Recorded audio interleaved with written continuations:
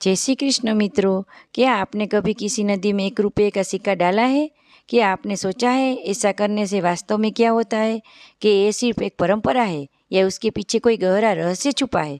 चलिए जानते हैं नदी में सिक्का डालने के पीछे की असली वजह क्या है। वह जानने से पहले वीडियो को लाइक करें और चैनल को सब्सक्राइब करें और कमेंट में जय माता जी लिखना मत भूलें। भारत में नदियों को माँ का दर्जा दिया गया है। गंगा, यमुना, नर्मदा जैसी नदियों को पवित्र माना जाता है। ऐसे में सब लोग इन नदियों में सिक्का डालते हैं तो एक धार्मिक भावना होती है। लोग मानते हैं कि सिक्का चढ़ाने से उसकी मनोकामना पूरी होती है। लेकिन क्या ये सिर्फ एक आस्था है? अगर इतिहास में जाके तो पाएंगे कि पुराने ज़माने में सिक्के तांबे या कॉपर के हुआ करते थे। कॉपर में एंटी बैक्टीरिया का गुण होता है। जब ये सिक्के नदी में डालते हैं तो वो पानी का शुद्ध करने में मदद करते हैं।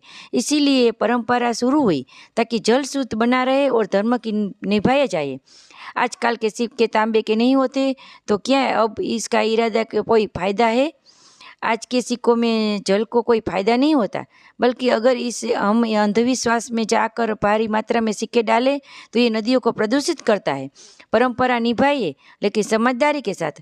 अगर मनोकामना करनी है तो नदी में सिक्का डालने की वजह से नहीं, नदी के स्वच्छ रखने की संकल्प लीजिए। शायद वही असली पूजा होगी। 1 रुपये का सिक्का छोटी चीज़ है, लेकिन अगर उसे सोच समझ कर डाला जाए तो उसका प्रभाव बहुत बड़ा होता है। आस्था जरूरी है लेकिन समझदारी उससे भी ज़्यादा। अगर आपको ये जानकारी अच्छी लगी तो ये वीडियो को लाइक और शेयर जरूर करें और ऐसे ही आध्यात्मिक और रोचक वीडियो के लिए चैनल को सब्सक्राइब करना मत